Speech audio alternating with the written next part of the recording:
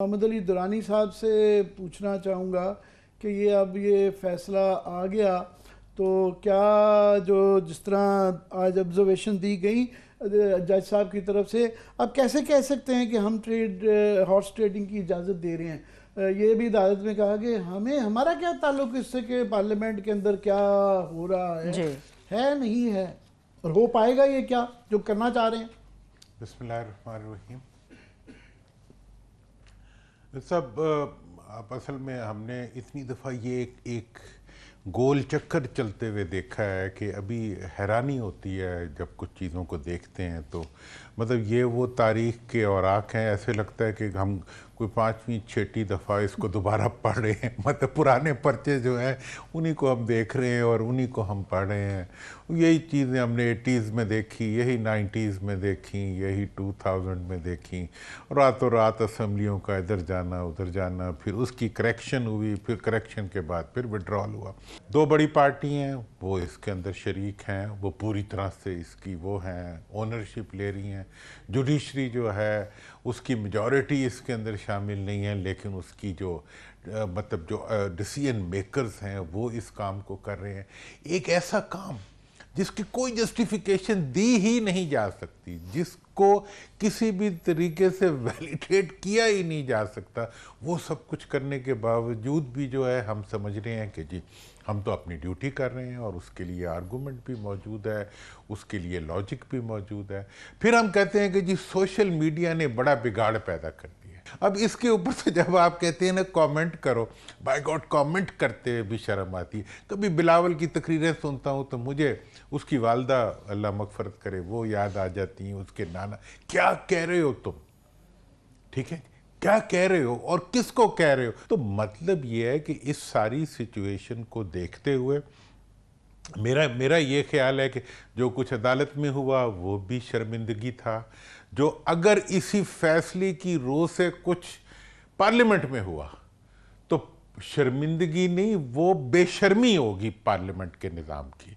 और इस सारी सिचुएशन में से अगर कोई अमेंडमेंट निकालने की कोशिश की जाएगी तो मैं समझता हूं कि वो पूरे पार्लियामेंट और पार्लियामानी निज़ाम की ज़िल्लत और रुसवाई होगी। तो ये सारा एक ज़िल्लत और रुसवाई का सफ़र है जिसको ये लेके चल रहे हैं। आपने बड़ी अच्छी बात की। सारा मामला घूम फिर के अगर ये लोटे भी बना लें नेशनल असेंबली में, सेनेट में, मैंने जिस तरह कहा कि इनको 5-7 वोट चाहिए हैं, वो BNM मेंगल और के 2 वोट हैं और JUI के 5 हैं। 7 वोट जो हैं उनके बगैर ये काम नहीं बनता। मौलाना पे बात अड़ी हुई है। मौलाना आपके बड़े दोस्त हैं और आपकी उनसे मुलाकातें भी रहती हैं। तो मौलाना ने अभी तक तो बिल्कुल खड़े हुए हैं, बट थोड़े से इफ्स एंड बट्स हैं जिससे मैं डर जाता हूँ। एक, उन्होंने अभी तक ये कहा कि वो हक में आईनी अदालत के, उनको इस तरीक़ाकार से एतराज़ है। दूसरा, उन्होंने आज के फैसले का भी कही फैसला ठीक है, इसका मिस यूज़ नहीं होना चाहिए, इसके ज़रिए लोटे नहीं बनाने चाहिए। फिर उन्होंने कहा कि SC कॉन्फ्रेंस जो कि 15 और 16 को है, SCO की मीटिंग जो शंघाई कॉन्फ्रेंस जो है 15-16 अक्टूबर को मौखर कर दें। और इससे मैं ये खस कर सकता हूँ कि फिर इसका मतलब क्या ये तो नहीं कह रहे कि 16 और 25 के दरमियान में जो कि रिटायरमेंट डेट है ये कर लें। तो मौलाना खड़े हुए हैं। देखें जनाब, मौलाना का जहाँ तक सवाल है, मौलाना जैसे वो कह रहे हैं, मैं कल भी मिला हूँ और मेरा न्याज़मंद एक दो उनसे वो है, एक ताल्लुक़ भी है और मैं समझता भी हूँ उनकी सियासत को और उनके ऑपरेशंस को। मैं इसके बारे में पूरे यकीन से कह सकता हूँ कि ना मौलाना इस मामले में किसी किस्म की भी जिसे कहते हैं कन्फ्यूजन उनके माइंड में नहीं है, और मेरा ख्याल है कि होना भी नहीं चाहिए था। तो यहाँ पे मैं तो बिल्कुल अमली सियासत के हवाले से कह रहा हूँ कि अमली सियासत के हवाले से भी ये अगेंस्ट द विंड जाना, मौलाना बहरहाल एक उनको और कई चीज़ों का इल्ज़ाम दिया जा सकता है, उनकी सियासी बसीरत को चैलेंज नहीं किया जा सकता। तो क्या उनकी वो सेंस क्या कहती है? देखें, उनकी सियासी बसीरत और जो देखें असल में ताकत के ज़रिए कुछ करवाना, ये हमारे मुल्क की एक रिवायत रही है और इन्हीं दोनों पार्टियों ने ये रवायत बनाई भी थी। मेरा ख्याल है कि जिस तरह अब ये ख़त्म हो रही हैं उसी तरह से ये रिवायत भी अब आखिरी सांस ले रही है। ये वो इस वक्त की वो सूरत हाल है जिसमें एक तरफ तो ये पार्टियां डूब रही हैं, लेकिन कुदरत का इंतकाम देखें कि डूबते हुए उनसे वही काम कराया जा रहा है जो उन्होंने अपने आगाज़ में किया था। मतलब अंजाम और आगाज़ जो है वो इस चीज़ को जस्टिफाई कर रहा है कि ये उन्हीं का बनाया हुआ एक बदनुमा अमल था जो उन्हीं के सामने और उन्हीं के हाथों ये इख्तिताम पजीर होगा। मैंने इस मामले में जुडिशरी से रिलेटेड मुशर्रफ साहब के आखिरी दौर के जितने इक़दाम थे उनको देखा है, और जो इस वक्त उठाए जा रहे हैं मैं उनको भी देख रहा हूँ। दुरानी साहब, सनाद जो कह रहे हैं कि जी बड़े ताकतवर ये चीफ जस्टिस हैं, अभी आप कह रहे थे कि ये मुझे किसी सूरत में भी नज़र नहीं आ रही कि ये आईनी तरमीम ये पास होगी। फिर यहाँ फैसल सिद्दीकी साहब हमारे कोई प्रोग्राम में आए थे, उन्होंने कहा जी कुछ भी कर लें तो ये इट्स ओवर फॉर फायज़ ईसा साहब, और ये इनको शराफत से घर चले जाए तो ज़्यादा बेहतर है। देखें, एक तो ये जो सारे हैंडलिंग जिस तरह हो रही है इसको अगर देखें तो वो एक जुमला मुझे याद आता है कि ये दहशतगर्दी जो है ये एक SHO की मार है। तो ये पार्लियामेंट जो है, मेरा नहीं ख्याल कि ये एक SHO के ज़रिए डील किया जा सकता है मौजूदा हालात में इस पार्लियामेंट को, ऐसी सूरत हाल में कि जब आवाम जो है वो बहुत ही क्लैरिटी के साथ हुकूमत की हैसियत को तस्लीम नहीं कर रहे, हुकूमत की बनाई हुई पार्लियामेंट को तस्लीम नहीं कर रहे और उसकी लेजिस्लेशन को भी तस्लीम नहीं कर रहे।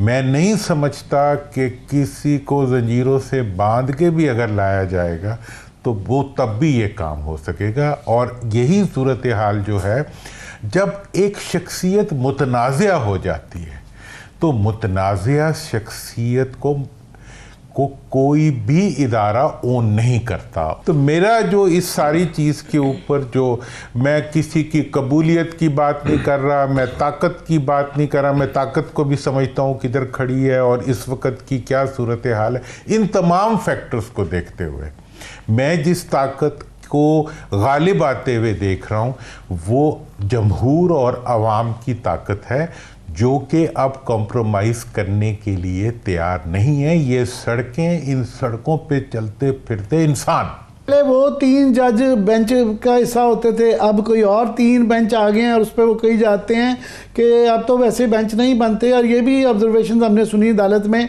कि जी अब कोई बिहाइंड द सीन कुछ नहीं हो रहा, जब कुछ हो रहा है यहीं पर ही शफाफियत हो रहा है और सियासत तो बिल्कुल है ही नहीं है। आप दुरानी साहब आगे कह रहे थे कि हिस्ट्री ये रिपीट होती रहती है। हमने बड़ी कलाबाजियाँ देखी कि इन्हीं नवाज शरीफ साहब ने 14वीं तरमीम पास की थी कि डिफेक्शन को तो छोड़ें, कोई अगर उनकी पार्टी के अंदर छीकेगा भी तो अभी उनके पास लीगली आईनी इतनी ताकत है पार्टी, पार्लियामेंट्री पार्टी लीडर के पास कि वो उसको वो निकाल सकता है पार्टी से जो है। अब वही पार्टी जो है ऐसी आईनी तरमीम लाना चाह रही है जिसके ज़रिए लोटाक्रेसी कराई जाए।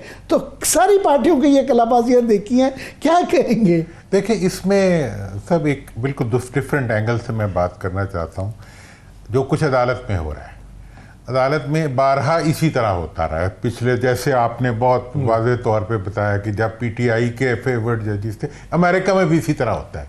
देखें, अदालत के जो मामलात हैं उनको क्रिटिसाइज़ किया जा सकता है, सब कुछ ठीक है, लेकिन जो सबसे वाइटल बात है, जिस चीज़ को सब तस्लीम कर रहे हैं कि आखिरी अख्तियार पार्लियामेंट का है, पार्लियामेंट के अख्तियार को इस्तेमाल करने का हुकूमत के पास कोई ज़रिया नहीं है। उनके पास नंबर्स नहीं है, उनके पास मॉरल अथॉरिटी नहीं है, उनके पास सपोर्ट नहीं है, उनके पास पब्लिक सपोर्ट नहीं है। इन तमाम चीज़ों की एब्सेंस में अदालत ने क्या किया, वो तारीख का एक अदालती तारीख का एक हिस्सा होगा। पार्लियामेंट में जो कुछ होगा वो मुल्क की तारीख का और मुल्क के मुस्तकबिल का एक हिस्सा होगा। इस दोनों के दरमियान फ़र्क आना चाहिए। अदालत में जो कुछ हो रहा है उसके लिए अदालत के पास लॉजिक है, लेकिन पार्लियामेंट में जो कुछ करना पड़ेगा उसके लिए किसी सियासतदान के पास कोई आर्गूमेंट और कोई लॉजिक नहीं है कि नंबर के बगैर किसी ऑर्डिनेंस के साए में कोई ऐसा कानून बनवा के जिस कानून के आने के बाद भी कोई तरीका नहीं है कि किस तरह से आप पास कराएंगे। या आज जो 63 वाला हुआ है इसको आप पार्लियामेंट में ले जाए तो कर तो दिया, पास कर भी लिया जाए सारी